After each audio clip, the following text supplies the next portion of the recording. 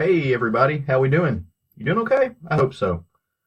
It's been a long week, and it's only Wednesday, um, and it really doesn't show any promising signs of getting better. But that's why whatever gods up there made booze. So we're gonna have a drink. If it's Wednesday, that means it's New Comic Book Day, and that means that I owe. Well, I was gonna say I owe you, but I don't. I don't guess I owe you. Maybe I do owe you, maybe because you deserve it, right? Owe you a little New Comic Book Day video. Show you kind of what I picked up for the week to read, and I got some extra bonus goodies because I did some emotional shopping throughout the week. Because it's been a tough week in the Alexander McKenzie, at least my part of the household. I got a grandfather not doing so well. That's hard, man. It's he's pushing 80 though. He's lived a long life and he's coasting to the end of it. But you know, that's how it all goes. So we'll get through it and we'll move on to the next thing because there's always the next thing. But that's all depressing and you don't need that. I can deal with that on the side. So, new comics for the week. Let's talk about them. All right, you ready? Start with the independent stuff first. Bronze Age Boogie. Man, Ahoy is probably my favorite little indie publisher that's out there today. They just keep putting out this crazy wackadoo stuff, complete with all kinds of weird back matter, multiple stories, essays, all of it. It's just really cool. There's nothing else like it on the shelf. This particular book is written by Stuart Moore, drawn beautifully by Alberto Ponticelli, color by Julia Bresco, and letters by Rob Steen. There's some extra parts in this. There's another little story called Major Ursa, and then there's a little bit in the back matter. It's good stuff. I love this title. It literally is everything from the Bronze Age, just kind of shot out for you to enjoy. It's a lot of fun, and you should check it out. It would serve you well. The book that was my menu item of the week, so to speak. We're trying something new with the podcast. We're calling them getting ahead of ourselves or fresh picks. Now we're what's on the menu for next week, and this was my item for you guys to look out for, and it's Glow #2 from IDW and Netflix. Look, Glow is one of the few television shows, Netflix shows, that I made a point to watch, and I really enjoyed myself. It was really fun acting. The cast and crew did a great job. And when this comic was coming out, I wasn't really going to pay much attention to it, but when I realized that it was being written by Teenie Howard, especially after I read Teenie Howard's her Captain America annual that came out this year, I was like, oh, well, no, I gotta at least give this a chance. So I read the first issue, and then they put out a special, and I just dug it, man. I dug everything about it. It's been really great. It's Hannah Templer on the art, colors by Rebecca Nalty, letters by Krista Meissner. It's great stuff, man. It's an IDW book, so the art should be kind of what you expect from an IDW book. But I mean, if you're familiar with the show, check out pages and panels like that. I mean, you're getting the cast and crew you know and love. They really do a good job of nailing down the characters. It's fun stuff. Something that I'm tentatively looking forward to, but I don't know about, is going to be Jughead's Time Police from Archie Comics. I say I'm tentatively looking forward to it for two reasons. Never been an Archie fan, but I'm going to caveat that, but I really have fallen in love with the character of Jughead from the Archie Horrorverse, the stuff that I've read from that, with Jughead the Hunger and everything else. The second reason is because this is written by Sina Grace. He's kind of an all over the place writer that, he's a young queer guy. He wrote Iceman for Marvel. He's written several other things which I've really enjoyed. He's hit or miss, but number one, I always want to support my fellow LGBTQ writers. But also, I really did love his Iceman series, and since I enjoyed that, and I liked Jughead from the Horrorverse, thought I'd check this out. Art by Derek Charm, coloring by Matt Herms, who I've seen before Matt does a great job, and then letters by Jack Morielli. So we're gonna give it a shot. It's not on my pull list, but I went ahead and picked it up from the LCS, Kapow Comics over in Sherwood, here in Central Arkansas. So we'll see. All right, something I know I'm gonna love because they've got an amazing track record. We spoke about it on the last show with Matt. It was his book of the week, from the House of Ideas, the one, the only Immortal Hulk, with this beautiful, beautiful painting of the Abomination on the cover. This new Abomination that has like hands on his face. He's like, I hope that's the screenshot. It's Al Ewing, Joe Bennett, Rui Jose, and Paul Mounts, the same team that's been just decimating everything on this title. The Eisner Award nominated team, for a long time Hulk fan to have a Hulk book nominated for an Eisner is just cool, man. That's just like, it's great. And they've earned it. They've earned it. It's an amazing horror story. It's a very personal story, for the characters. Man, he's just got such a great read on Bruce. Such a great read on Bruce and the different incarnations of the Hulk. Another book I've really been loving, Invaders. Captain America, Namor, Winter Soldier, written by Chip Zdarsky, drawn by Carlos Magno and Butch Guice, and colored by Alex Guillories. This book has been amazing. If you're, as a longtime fan of the Hulk and Namor, and that's kind of the Hulk, Namor, and Scarlet Witch are my top three Marvel characters, easily, hands down. If you're looking over in directions, I've got Scarlet Witch all over the place. There's a little Namor action happening right there.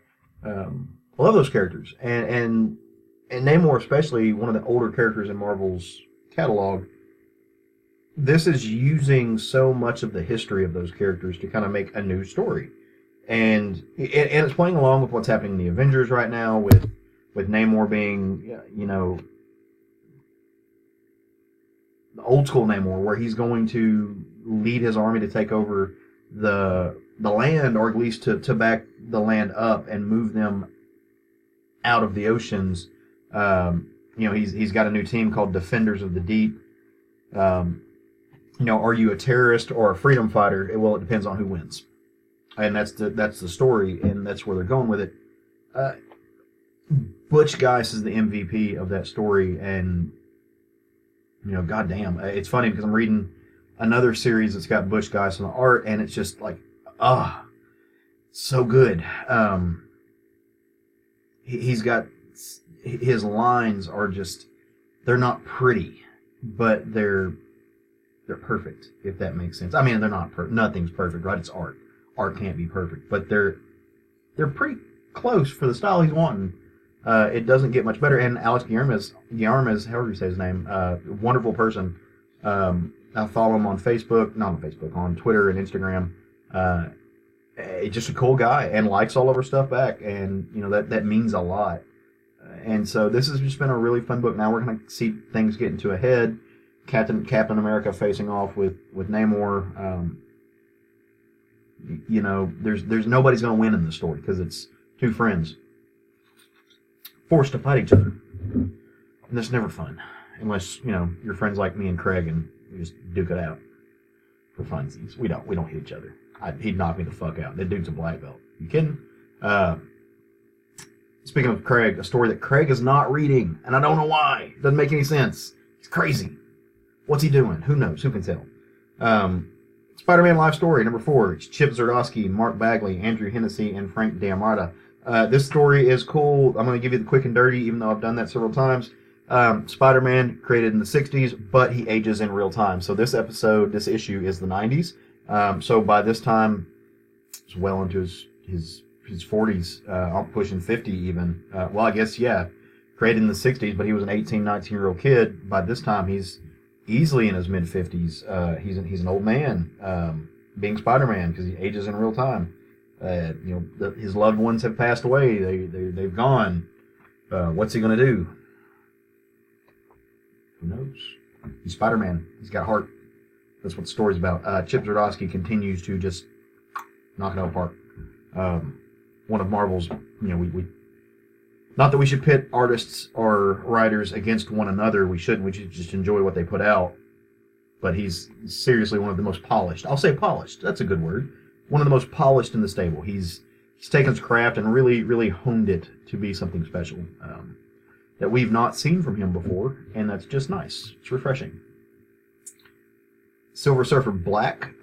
Speaking of people who are doing amazing jobs, Mr. Donny Cates, Mr. Tradd Moore. This story started off in the. There was a 5-part series, so to speak, called The Best Defense that took the different defenders, Doctor Strange, Hulk, Silver Surfer, all of them, and did different things. But in the issue for the Silver Surfer, I think it was Jason Latour both wrote and drew it, and that's kind of where this spins out of. The Silver Surfer, and it carried over into Mark Waid's Doctor Strange. The Silver Surfer essentially gets the power cosmic. Namor essentially walked away with the power cosmic, and that leads into some shenanigans. And the Silver Surfer has to help out. I got the variant cover because I don't know if you can see this or not. It's got the FF reflected in, and I'm not sure which variant cover this is. I want to say it's the Nick Bradshaw, but I'm not 100% sure. I'll get back to y'all on that because it's worth noting. But it's just gorgeous. It's gorgeous. Look at that. Look at it. It's pretty. I likes it. Glutton for Punishment, maybe? I don't know. Giant Man number 3. War of the Worlds tie-in. I don't know, man. We read the first issue for the show. I didn't enjoy it. You're like, oh, you didn't enjoy it. Why are you on issue 3? I don't know, man. Like, I read it. I didn't particularly enjoy it, but I was intrigued about what was happening. So it's a stealth story. These characters, led by Scott Lang, are behind enemy lines. They're essentially working as assassins for Freya. Not very particularly good ones. As you can tell by the cover, we are getting some former associates lined up. But yeah, it was weird because, like I said, I wasn't particularly blown away or even entertained, for that matter. But I was intrigued. So now I'm still here with it. We're going to check it out. Age of Conan, Belit. We are the penultimate issue, I think. I love saying that word, by the way. I don't know if you guys have noticed that or not, but it's one of my favorite words. Age of Belit, Pirate Queen, origin story. I don't know what to say beyond that. It's, her father was killed. It's how she kind of gains power. It's how she gains the respect of her fellow men. She's a young woman in a very masculine world and becoming a leader, and that's cool. It's compelling to me. Plus, I know a little bit of the history between Belit. She's the one woman Conan loved and respected. So I'm gonna check it out. Follow it till it ends. It's only going to be 5 issues, and then they're going to start up another Age of Conan thing. So over to the distinguished competition. DC, lots of rumors and stuff going around in DC land about what's happening and who's doing what. Check out the show this week. We'll talk about some of them because we're going to do some news. But Detective Comics, Night Fight. Peter Tomasi, Brad Walker, Hennessy and Fairburn wrap up that team. This is the finale, I think, to the Gotham Knight, or the Arkham Knight series, where you get basically the daughter of one of the Arkham doctors, who was raised there behind the scenes and raised with the insane people, and somehow was raised to think of Batman as the enemy because an insane person used a Batarang to kill her mother, even though it wasn't Batman's fault. He's still the bad guy. I don't know. I was down with this until the last issue, and I read the last issue, and I'm like, I don't. Yeah, it's forgettable. Let's purposefully forget this. Wasn't great, but it's a detective. I like Tomasi. It's been good so far. Up until, like I said, the last issue, it had been to me better than the Batman run currently, which is also fantastic. That's not to take away from it. Both really good titles. But one of the best titles at DC is none other than Hawkman. So here's why I'm curious about this. Bryan Hitch's last issue was issue 12. This is issue 13, and Will Conrad has taken over. Now, Will Conrad is a pretty damn good successor to Bryan Hitch. Stylistically, they kind of follow into one another, so if they're wanting to eventually make an omnibus with Robert Vendetti's run, you're not going to have much of a hiccup. I mean, there's slight differences, but Will Conrad is definitely from the same school as Hitch, and he draws a damn good Hawkman. Carter Hall looks good in this. He's got that really classic, sexy, heroic build, and this looks to be a little bit of a war story. Not much Hawkman as much as Carter Hall. So I'm curious to see where we go with this. Recently, I did jump on to the Wonder Woman title. I got bored at work. For those of you who don't know, I am the Sunday guy at a local comic shop, just to help me while I'm going through law school, kind of pay for my comics, subsidize my expenses a little bit. So I was sitting there and had a few moments. I'm like, hey, I know Gia Willow Wilson. She's a good writer. She's writing Wonder Woman. Maybe I should check this out. And I did, and I liked it. I like what they're doing with this. Gods influencing people on Earth goes the wrong way. Somebody who thought they had a lot more power and clout than they do made bad things happen. It's fun, man. And look, like I said, it's G. Willow Wilson, but the art in this is top notch, man. It's not anything that blows me away, so it's not groundbreaking comic art, but it's still good. And for a Wonder Woman, when you talk about Wonder Woman, you've got guys like Phil Jimenez and of course George Perez, so you've got a hard shoe to fill, and I think Marino does that. Does it just fine. So it's the first time this is the third issue I've gotten, and it's the first time I've ever kind of followed a Wonder Woman book in the way that I am. So we'll see. I don't know. But I'm enjoying it so far. I like Diana. She's cool. She's got a lot of heart. That's something I don't know if I'm going to stay on, because I only liked issue number 1 so it wasn't particularly anything to write home about. I don't really think I talked about it. I think maybe we talked about it on the show. I'm not 100% sure. But it's by Brian Hill, Dexter Stoy, Veronica Gandini, and Clayton Cowles doing the letters, and that is Batman and the Outsiders. So, the Outsiders being Batman's little Black Ops team. They're like the X-Force of the DC universe, other than the Suicide Squad. Anyway, they can do things that Batman won't, and somehow his conscience stays clear, sending them to do the things. How, I don't know. But we'll see. I want to see how issue 2 goes. It was something enough. Issue 1 was okay enough for me to follow through with it. But I don't know if I'm kind of oversaturated with Batman on my DC reading. So if I don't dig it, the reason I started Wonder Woman was because I wanted to move away from Batman. And I did, so we'll see how it goes.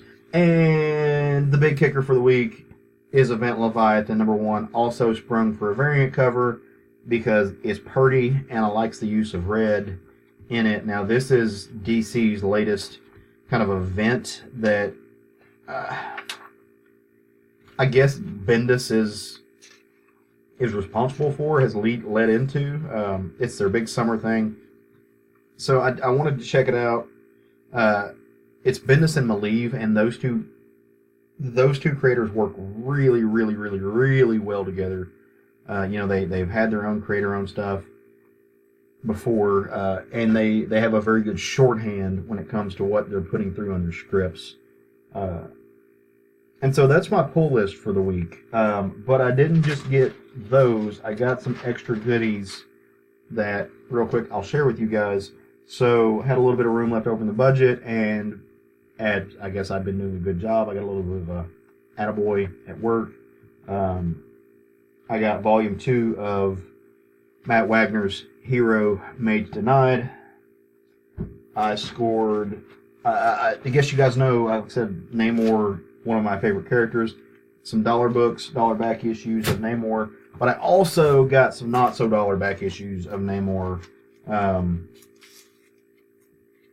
that need to go in my collection because I got to have them. It's where I'm a little bit of a completist. But Prince Namor Submariner number the 2nd.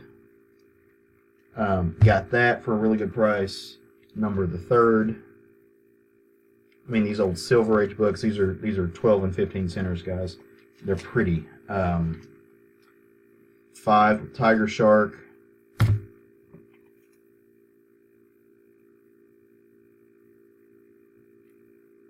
15. 29. 30. Look at that. That man fills out a pair of briefs. That's sexy. 31. And yes, no. Big reason I like Namor is because he is sexy. Me and Sue Storm have that in common. And 38.